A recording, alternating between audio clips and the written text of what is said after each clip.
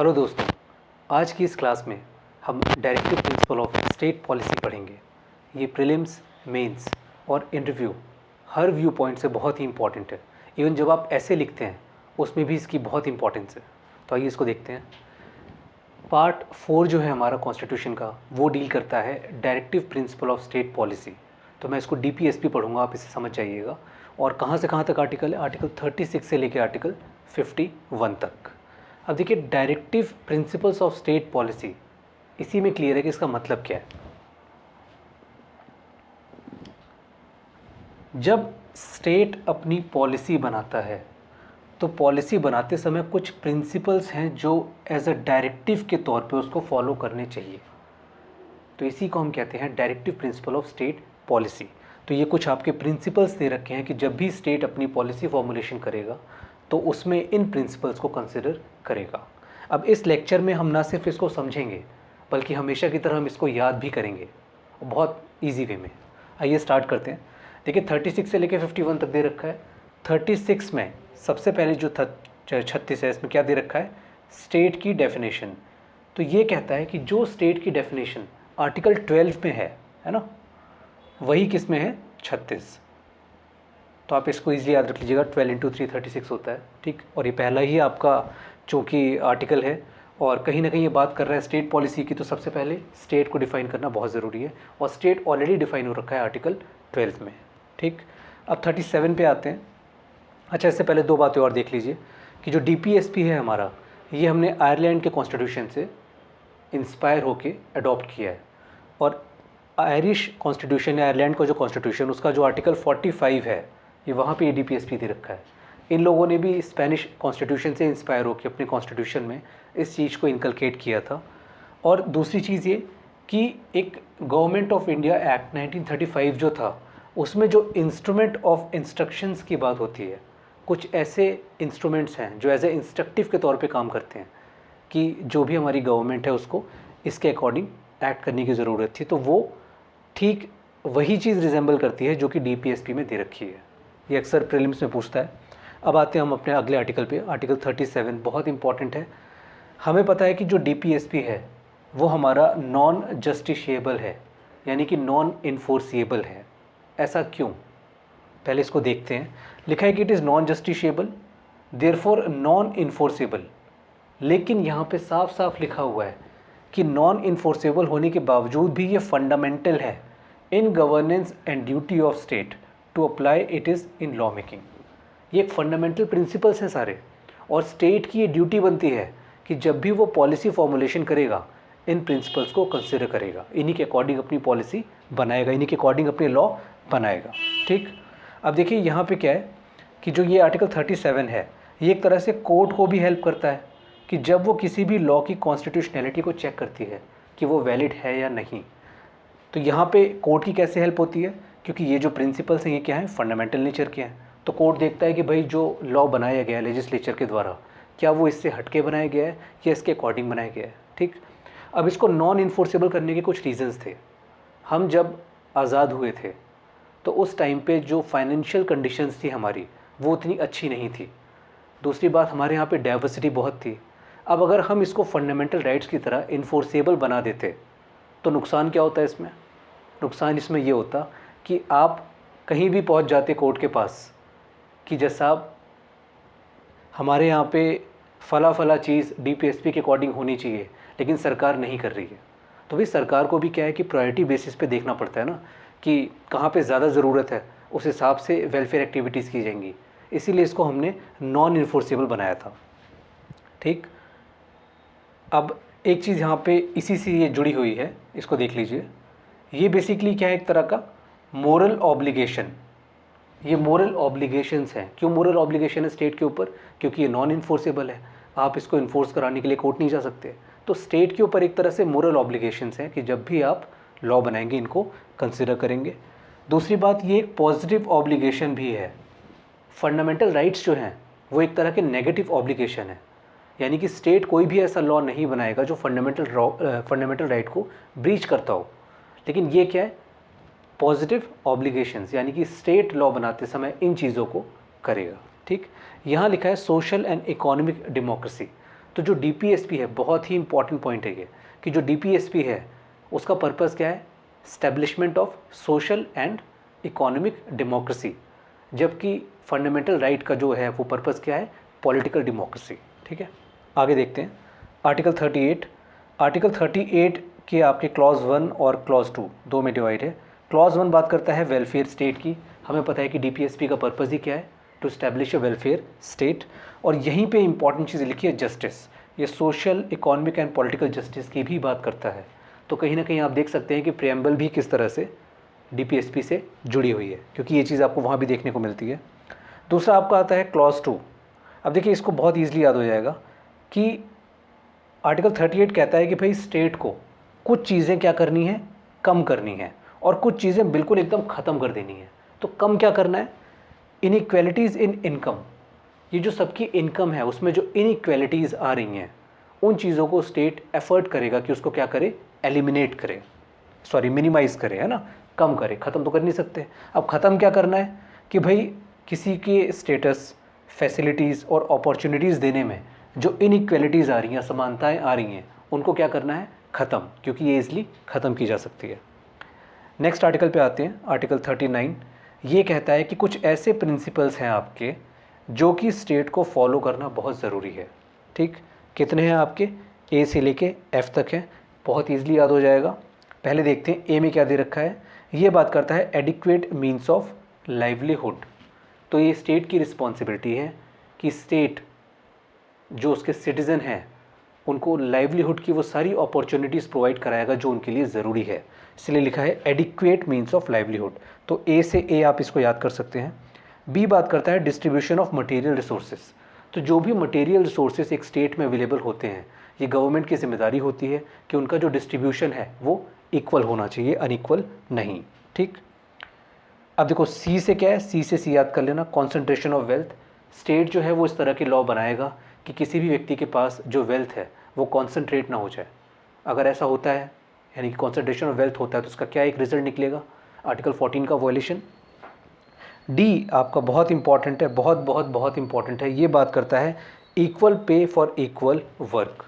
अगर आप work equal कर रहे हैं तो आपको पेमेंट भी इक्वल मिलनी चाहिए। ये आपका बात करता है डीपीएसपी के लिए। लिखा है फिर उसके बाद ई। ई क्या बात करता है, ई बात करता है जो वर्कर्स होते हैं आपके, मजदूर, मेन, विमेन, चिल्ड्रन, उनके हेल्थ को लेके स्टेट कुछ सर्टेन प्रिंसिपल्स हैं उनको फॉलो करेगा पॉलिसी फॉर्मुलेशन के दौरान। एक और चीज़ क्या कहता है, forced labour for economic necessity. भाई किसी की आर्थिक आवश्यकता ऐसी पड़ गई है कि उसको फोर्स्ड लेबर करना पड़ रहा है, यानी कि बंधुआ मजदूरी करनी पड़ रही है, तो स्टेट इस तरह के लॉ बनाएगा कि किसी के साथ ऐसा ना हो, किसी को फोर्स्ड लेबर ना करना पड़े। क्यों, क्योंकि उसको भाई खाने पीने के लिए, कमाने के लिए पैसे की ज़रूरत है। एफ देखिए क्या लिखा हुआ है, all round development of children and youth. तो फाइनली ये जो आपका 39 का जो एफ है, ये बात करता है कि स्टेट इस तरह के प्रिंसिपल्स को फॉलो करेगा जिससे कि यूथ और चिल्ड्रन का ऑल राउंड डेवलपमेंट होना चाहिए। 39A ये बात करता है equal justice and free legal aid. बहुत बहुत बहुत इंपॉर्टेंट है, सीधे सीधे क्वेश्चन पूछता है। तो याद रखिएगा कि इक्वल जस्टिस, सबको अपॉर्चुनिटीज़ मिलनी चाहिए कि भाई सबको समान अवसर मिले न्याय पाने का। और दूसरा लिखा है फ्री लीगल एड। बहुत सारे लोग ऐसे होते हैं कि जो विधिक सहायता यानी कि लीगल एड नहीं अफोर्ड कर पाते हैं, तो ये स्टेट की रिस्पॉन्सिबिलिटी बनती है कि उनको अपनी तरफ से लीगल एड प्रोवाइड कराए। यहाँ लिखा है बाय रीज़न ऑफ इकोनॉमिक और अदर डिसेबिलिटीज़। इसका मतलब कि भाई इकोनॉमिक या अदर डिसेबिलिटीज़ यानी असमानता की वजह से अगर किसी को इक्वल जस्टिस और फ्री लीगल एड नहीं मिल पा रहा है तो ये बहुत गलत बात है। आप स्टेट हैं, आपका काम ही क्या है ना। अब देखो यहाँ बड़ी इंटरेस्टिंग स्टोरी एक आएगी और बहुत ही इंटरेस्टिंग वे में आपको ये सारा मैं याद कराता हूँ अभी। देखो हम इसको याद रखेंगे 44 देखो नंबर भी बड़ा अच्छा है, 4 दो बार 4 आ रहा है ना। ये बात करता है यूसीसी फॉर सिटीजन्स। यूसीसी मतलब यूनिफॉर्म सिविल कोड। तो सिटीजन्स के लिए यूनिफॉर्म सिविल कोड बनाया जाएगा। ऐसा क्यों, इसका एग्जांपल याद रखना, गोवा में यूसीसी है।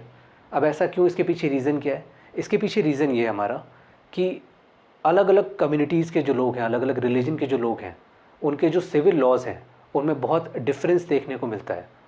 तो आपने देखा होगा जैसे कि हिंदू हैं, एचएमए के हिसाब से एक शादी कर सकता है, लेकिन जो मुस्लिम्स हैं अभी आपने देखा जैसे ट्रिपल तलाक की बात जो आ रही थी, या अगर आप बात करेंगे एडॉप्शन की राइट की, तो जो हिंदूज़ हैं उनकी राइट्स अलग हैं, लेकिन जो पारसी हैं, क्रिश्चियन हैं, मुस्लिम्स हैं, उनकी राइट अलग हैं। तो बेसिकली हमारे जो सिविल कोड हैं उसमें बहुत असमानताएं देखने को मिलती है।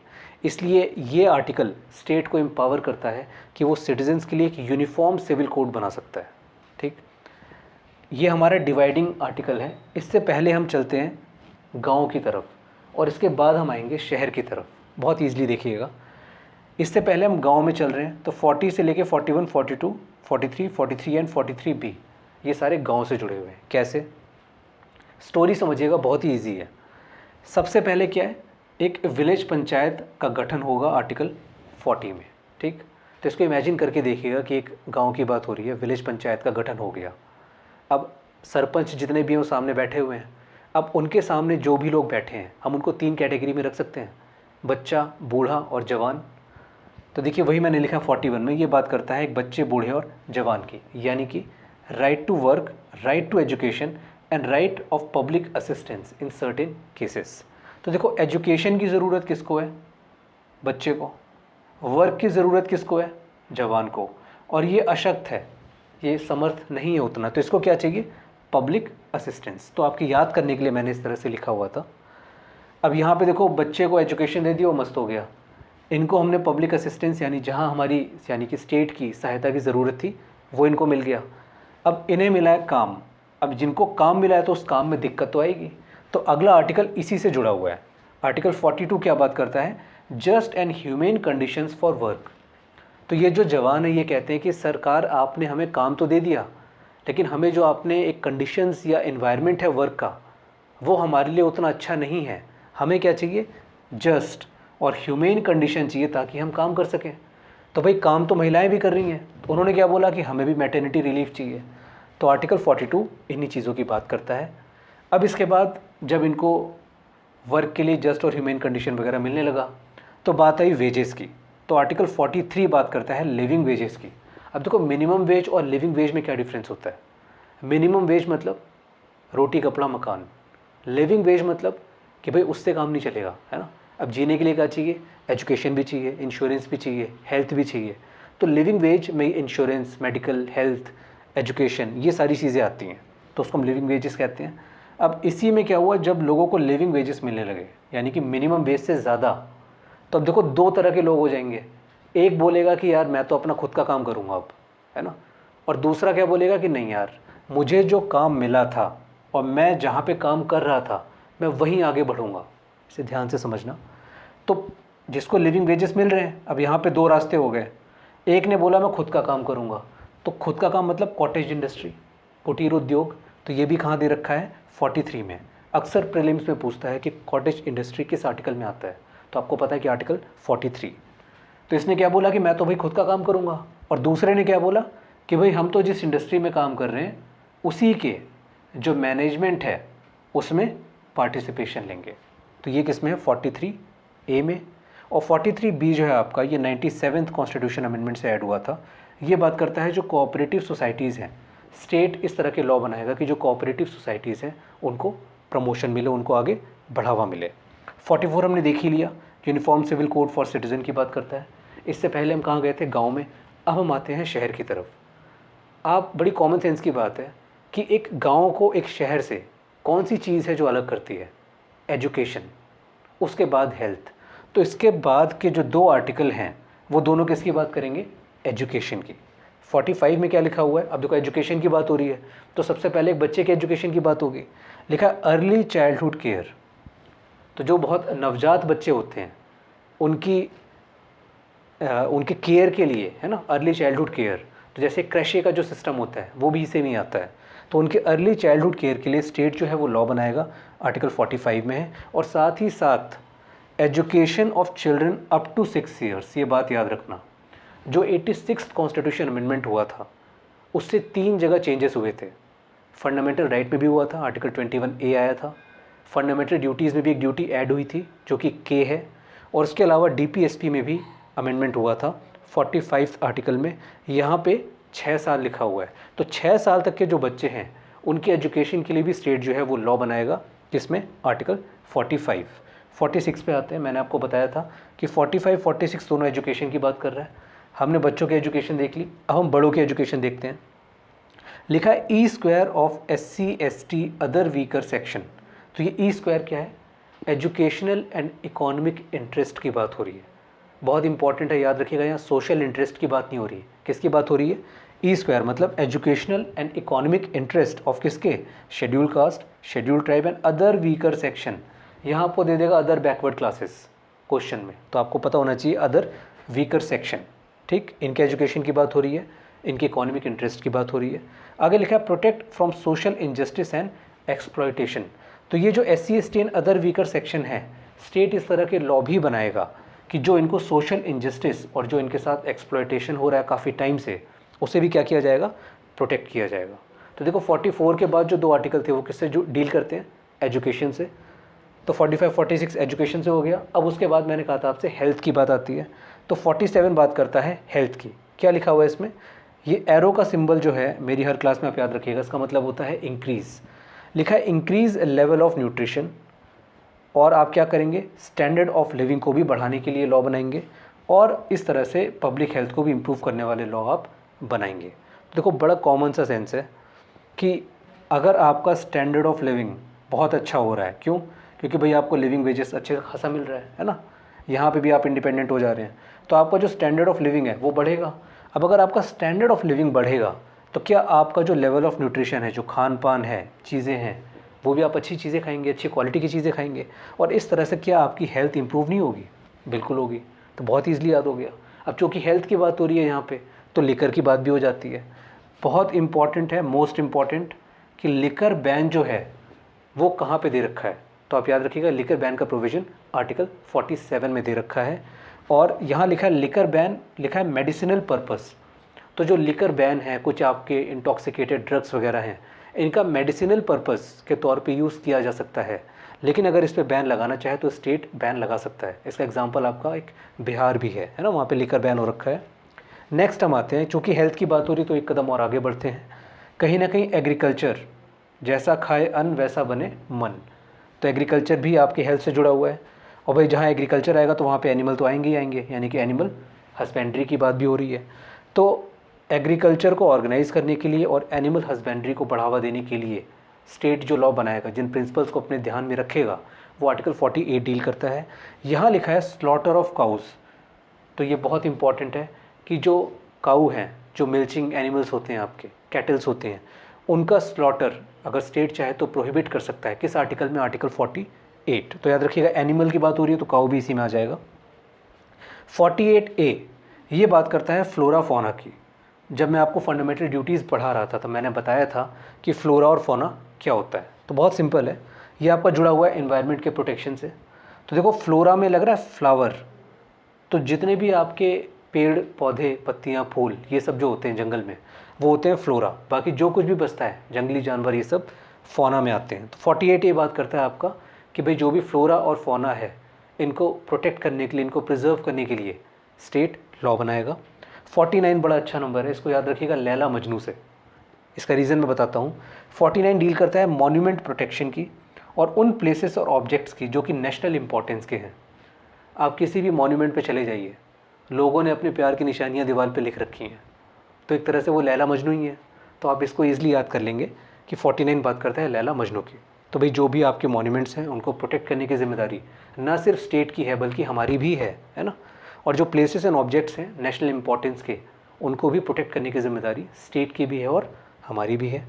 Article 50 again this is very very important article. ये बात करता है separation of judiciary from executive. Exam में कई बार ये क्वेश्चन आता है, आपको 4 ऑप्शन दे देगा कि आर्टिकल 50 किस चीज़ की बात करता है। Separation of judiciary from executive, separation of executive from judiciary, separation of legislature from judiciary, या separation of judiciary from legislature. तो आप इसको कैसे याद रखेंगे कि ये बात करता है separation of judiciary from executive. तो देखिए जब हम आज़ाद नहीं हुए थे, जब ब्रिटिश एरा था, उस टाइम पे क्या है कि जो एडमिनिस्ट्रेशन होता था, जुडिशियल पावर भी उसी के पास होती थी। तो अगर वो आपके साथ कुछ गलत कर रहा है तो न्याय मांगने भी आपको किसके पास जाना है? उसी के पास। तो न्याय कैसे मिलेगा, है ना? नो पर्सन कैन बी जज इन हिज ओन केस, ये बात तो गलत हो जाएगी यहाँ पे। जो एक बहुत ही बेसिक एडमिनिस्ट्रेटिव लॉ का प्रिंसिपल है। तो आप याद रखिएगा, जब हम आज़ाद हुए तो हमने क्या किया कि भाई जो एग्जीक्यूटिव है उससे हमें जुडिशरी को सेपरेट करना है, ठीक है, ये बात याद रखिएगा। इसलिए separation of judiciary from executive है ना, एग्जीक्यूटिव से जुडिशरी को अलग करना है, जुडिशियल पार्ट अलग करना है, ठीक। एक और यहाँ पे इंपॉर्टेंट चीज़ क्या लिखी, in the public service of state, तो ये भी याद रखिएगा, पूछा जाता है। नेक्स्ट है हमारा और लास्ट आर्टिकल है हमारा आर्टिकल 51। ये बात करता है promotion of international peace and security. जब आप इंटरनेशनल लॉ पढ़ेंगे, यूनाइटेड नेशन का चार्टर पढ़ेंगे, वहाँ भी ये चीज़ आती है, ठीक। सिक्योरिटी काउंसिल की रिस्पॉन्सिबिलिटी है ये। तो आर्टिकल 51 क्या बात करता है कि भाई इंटरनेशनल पीस और सिक्योरिटी को बढ़ावा देने के लिए स्टेट लॉ बनाएगा। और एक क्वेश्चन कई बार पूछा जाता है कि इंटरनेशनल आर्बिट्रेशन की बात कहाँ पे है, तो वो भी यहीं पे दे रखी है। एक और एडिशनल पॉइंट मैं आपको बताना चाहूँगा, आर्टिकल 253, कमेंट बॉक्स में बताइएगा कि किस चीज़ से डील करता है। पॉइंट यहाँ पे ये है कि भारत की अगर फॉरेन पॉलिसी आप देखना चाहें कॉन्स्टिट्यूशन में, तो आर्टिकल 51 और आर्टिकल 253 में देखने को मिलती है। तो ये हमने DPSP हमने देखा। अभी दो चीज़ इसमें और देख लेते हैं जल्दी से कि कौन कौन से अमेंडमेंट्स हमें इसमें देखने को मिलते हैं। तो देखिए, सबसे पहले तो आपका एक 42nd अमेंडमेंट है। इससे क्या क्या आया था, देखो जितने भी ए वाली चीज़ें हैं, ए कौन कौन सा, 39A, 43A और आपका 48A और एक क्या 39 का F, ये सब के सब किससे आए थे, 42nd अमेंडमेंट से। 44th अमेंडमेंट से क्या आया था, 44th अमेंडमेंट से ये जो क्लॉज 2 है आपका, जो मिनिमाइज और एलिमिनेट की बात करता है, ये आया था।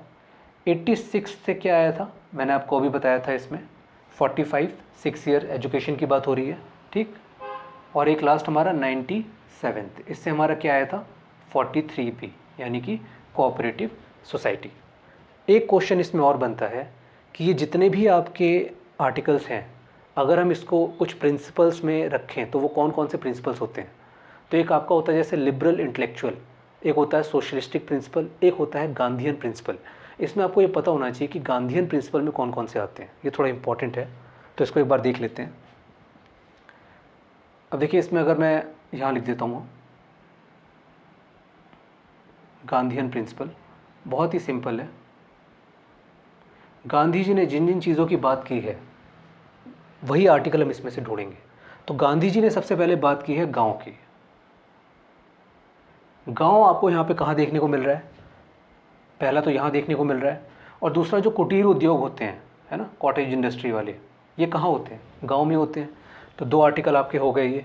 फिर उसके अलावा गांधी जी ने और क्या बात की थी, गांधी जी ने बात की थी उसके अलावा आपके हरिजन की। ये जो हरिजन शब्द है ना, जब आप पूना पैक्ट पढ़ेंगे मॉडर्न हिस्ट्री में तब आप इसको समझ में आएगा। तो हरिजन की बात की थी गांधी जी ने। अभी हरि के जन, ये कहाँ पे आ रहा है हमारा, 46 में आ रहा है। फिर दूसरा, गांधी जी हमेशा मदिरा निषेध की बात करते थे, है ना। तो मदिरा निषेध हमारा कहाँ पे आ रहा है, 47 में, यानी कि लिकर बैन में आ रहा है। और इसके बाद गांधी जी बात करते थे अहिंसा की, है ना। अब अहिंसा मतलब क्या, कि भाई जो स्लॉटरिंग ऑफ काउज है वो नहीं होना चाहिए। तो ये रहा आपका।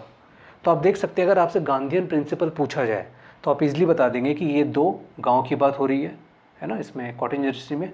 और इसके बाद लगातार तीन जो आपके हैं 46, 47, 48, इसमें भी कौन कौन सा है मैंने आपको बता दिया है। तो ये बात करता है आपका गांधीयन प्रिंसिपल की। अब आपको ये बहुत ईजिली याद हो गया होगा, एक बार और देखिएगा वीडियो को और अच्छे से याद हो जाएगा। इसके बाद आपके पास जो भी MCQs हैं उनको जाके लगाइए। मेरे ख्याल से आपसे शायद ही कोई क्वेश्चन अगर मिस होगा। और अगर आपको फिर भी कोई डिफ़िकल्टी है तो आप मुझसे कमेंट बॉक्स में, या हमारा जो टेलीग्राम चैनल है, या मैं अपना नंबर भी प्रोवाइड कर रहा हूँ इस लेक्चर के साथ, आप उस पर कॉल कर सकते हैं। हमारे PCS J को लेके और सेमेस्टर एग्ज़ाम्स को लेके और एंट्रेंस एग्ज़ाम को लेके भी बैचेस चल रहे हैं। अगर आप उसके बारे में और जानकारी चाहते हैं तो आप डिस्क्रिप्शन बॉक्स में नंबर दिया गया है, आप उस पर कॉल करके पूछ सकते हैं। तो आज की क्लास में बस इतना ही।